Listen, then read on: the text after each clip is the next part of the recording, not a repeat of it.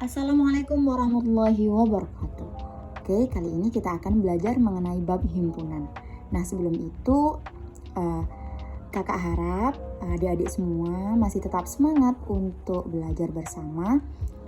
Dan semoga kalian semua selalu dalam keadaan sehat walafiat. Oke, jadi langsung aja kita masuk di bab himpunan. Nah, yang pertama itu adalah pengertian dari himpunan. Apa sih himpunan itu? Nah, jadi himpunan itu adalah kumpulan atau sekelompok benda atau objek yang sudah didefinisikan dengan jelas. Oke, di sini harus diingat-ingat dengan jelas. Nah, kalau nggak jelas itu maksudnya gimana ya, Kak? Nah, contoh definisi yang tidak jelas itu seperti cantik, ganteng, kaya, puas, dan yang lain-lain. Misalkan nih, opa-opa Korea itu ganteng sekali. Ya, menurut orang lain bisa dibilang ganteng, tapi mungkin menurut aku opa-opa Korea itu biasa-biasa aja gitu. Nah, berarti kan ini tuh relatif ya, subjektif gitu sifatnya. Jadi semua contoh definisi yang tidak jelas ini adalah yang mengandung kata sifat. Jadi kesimpulannya, definisi yang tidak jelas itu adalah yang mengandung kata sifat. Oke, diingat-ingat ya. Nah, sekarang aku punya contoh nih. Contoh soal. Dari kumpulan benda atau orang di bawah ini, manakah yang merupakan himpunan dan manakah yang bukan? Oke, yang pertama, kumpulan orang yang kaya di Indonesia. Menurut kalian ini itu adalah himpunan atau enggak ya? Himpunan atau bukan menurut kalian? Ya, bagus. Bukan himpunan. Kenapa? Karena mengandung kata sifat. Nih, kaya. Jadi belum tentu menurut orang lain itu orang tersebut kaya gitu. Jadi ini bukan himpunan ya, bukan termasuk himpunan. Kemudian contoh yang kedua nih, kumpulan aktor yang ganteng. Kira-kira ini himpunan apa bukan menurut kamu? Nah, bagus. Oke, bukan termasuk himpunan. Bukan himpunan. Kenapa? Iya, Bu, masih mengandung kata sifat yakni ganteng. Oke, kita lanjut yang contoh nomor 3. Kumpulan murid MTSN 1 Sidoarjo yang tinggi badannya lebih dari 150 cm. Nah, kalau ini menurut kalian kira-kira ini termasuk himpunan apa enggak ya? Oke, good. Jadi ini itu merupakan himpunan. Jadi apa ya? Jelas gitu loh. Yang murid yang tinggi badannya lebih dari 150 cm. Jadi terdefinisikan dengan jelas sesuai dengan pengertian dari himpunan tadi. Oke, dari sini paham ya? Gampang banget. Berarti ini adalah termasuk himpunan. Kemudian, contoh selanjutnya adalah kumpulan kendaraan roda 4. Kira-kira ini termasuk himpunan apa enggak ya?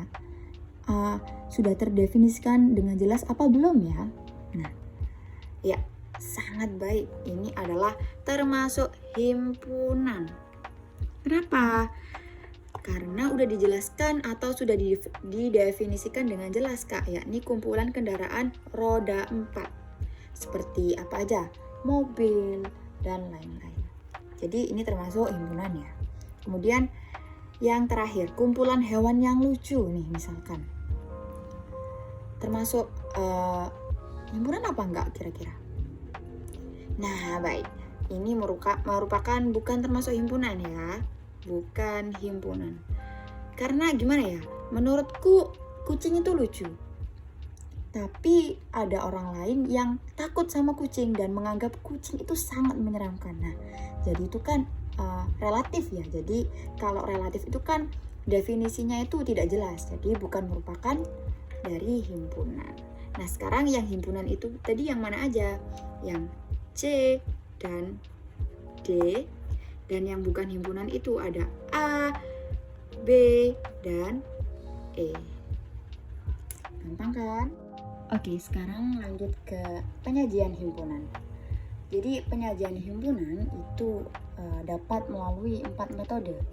Yang pertama itu ada metode deskripsi, yang kedua metode rule atau dinyatakan dengan notasi pembentuk himpunan, yang ketiga adalah metode enumerasi atau dinyatakan dengan menyebutkan anggotanya, dan yang keempat adalah metode diagram Venn dengan diagram Venn. Oke, next. Yang pertama yakni dengan metode deskripsi. Metode deskripsi adalah penyajian himpunan yang dinyatakan dengan sifat-sifat yang dimiliki anggotanya. Jadi dengan menyebutkan sifat-sifat yang dimiliki anggotanya. Nah, contohnya nih. A adalah himpunan 5 bilangan asli pertama. Nah, jangan lupa ditulis menggunakan kurung kurawal ya. Dan tidak usah menyebutkan himpunan gitu. Nah, kalau tidak pakai kurung kurawal, kalian bisa menyebutkan himpunan 5 bilangan asli pertama. Nah, ini tanpa menggunakan kurung kurawal. Kemudian, contoh lagi. D adalah himpunan bilangan prima kurang dari 10. Nah, dari sini paham? Nah, sekarang metode yang kedua yakni metode enumerasi atau tabulasi, yakni himpunan yang dinyatakan dengan menyebutkan anggotanya. Jadi langsung disebutkan. Nah, misalkan nih yang metode deskripsi tadi kakak punya A adalah himpunan 5 bilangan asli pertama. Nah, kalau dirubah penyajiannya menjadi metode enumerasi kira-kira gimana ya? Ya tinggal menyebutkan aja anggota 5 bilangan asli pertama itu berapa aja gitu. Jadi A adalah himpunan 1, 2, 3, 4, dan 5. Siapa sih 1, 2, 3, 4, dan 5 itu? Jadi 1, 2, 3, 4, dan 5 itu adalah himpunan 5 bilangan asli pertama. Jadi deskripsi itu kata-katanya, enumerasi itu disebutkan satu-satu anggota dari ini tadi, sifat-sifat yang dimiliki anggotanya. Nah, sekarang yang D adalah himpunan bilangan prima kurang dari 10. Kira-kira siapa aja sih bilangan prima kurang dari 10? Berapa aja? Nah, jadi D adalah buka kurung kurawal 2, 3, 5, dan 7. Jadi 2, 3, 5, dan 7 itu siapa? 2, 3, 5, dan 7 itu adalah anggota dari bilangan prima kurang dari 10. Dari sini paham?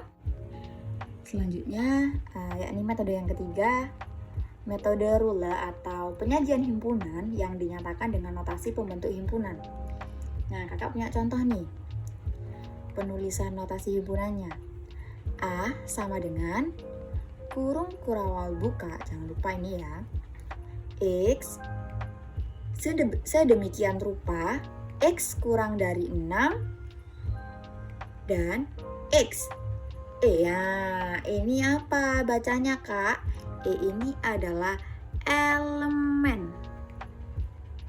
atau anggota dari.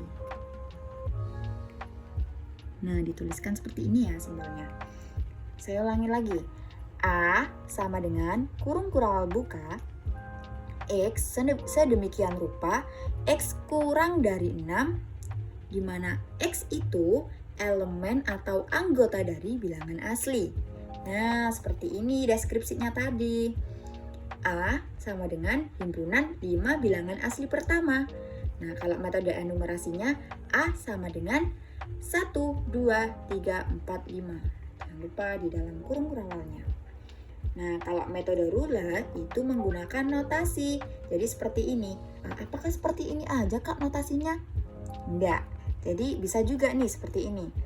A sama dengan X. Sedemikian rupa X kurang dari sama dengan 5. Nah, kalau X kurang dari 6 dengan X kurang dari sama dengan 5, itu sama aja kan? Sama-sama 1, 2, 3, 4, 5. Dimana X itu adalah elemen atau anggota dari bilangan asli. Seperti itu. Gampang kan? Nah, misalkan nih, ada contoh yang kedua.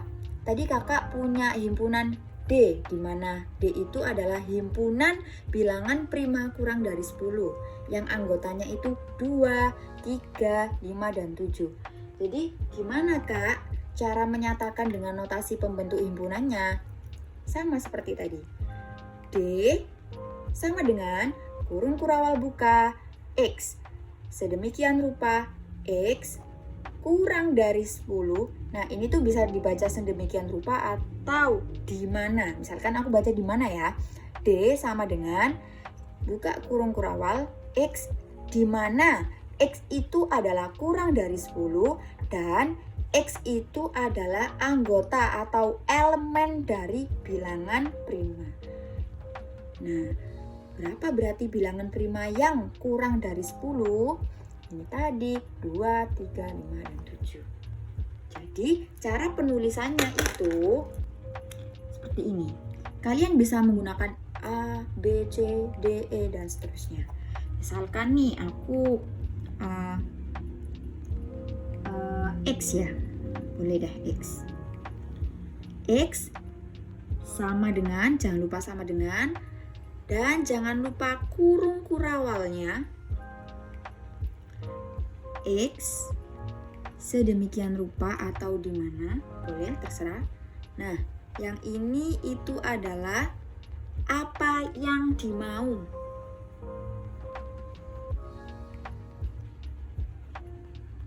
Nah, kalau ini kan X harus kurang dari 6. Ini X harus kurang dari sama dengan 5. Nah, kalau yang ini X yang dimau tuh X yang kurang dari 10. Gitu, apa yang dimau ya.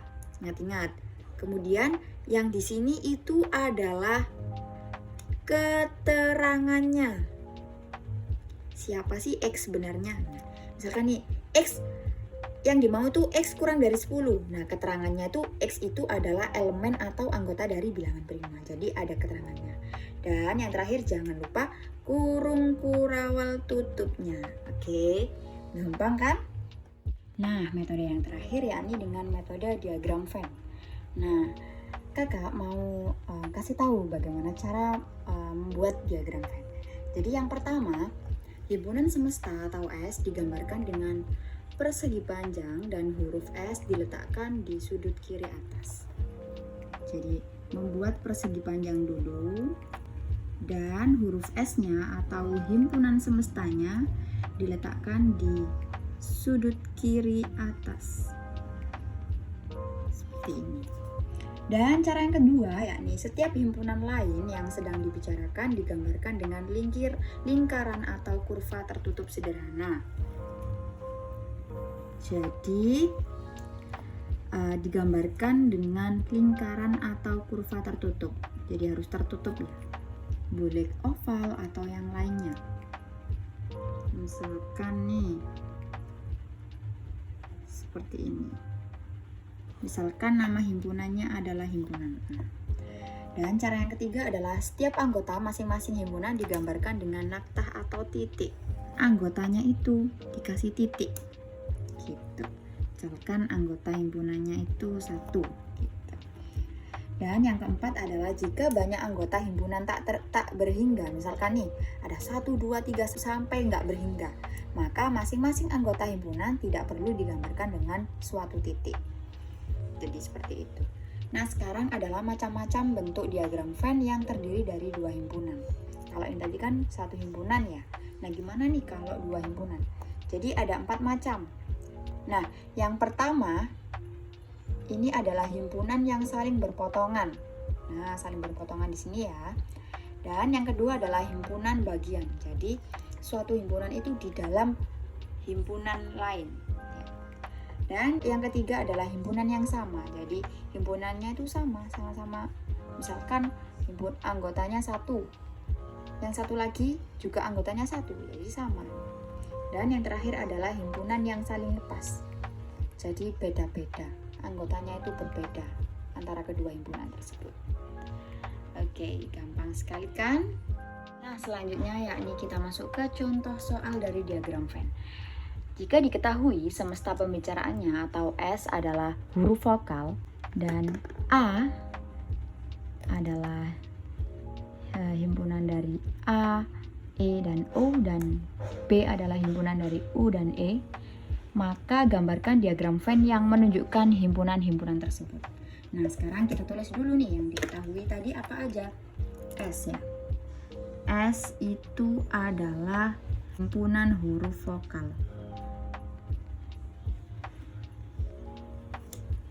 Ini tadi kan dengan metode deskripsi ya. Nah, sekarang kita tulis dengan metode enumerasi, gimana? Yakni dengan menyebutkan anggota-anggotanya. Jadi apa aja sih anggota dari huruf vokal itu? Oke, good. Huruf vokal itu adalah A, I, U, E, dan O. Oke, jangan lupa ini tadi menggunakan metode deskripsi dan yang ini adalah dengan metode enumerasi. Masih ingat kan yang tadi? Nah, selanjutnya itu adalah A itu tadi siapa aja anggotanya yang sudah diketahui di soal. Ada A, E, dan O. Dan B itu tadi siapa aja anggotanya. U dan E. Seperti ini. Nah, diagram Venn-nya gimana? Yang pertama itu membuat persegi panjang dulu. Jangan lupa. Kemudian menuliskan semesta pembicaraannya di sudut kiri atas.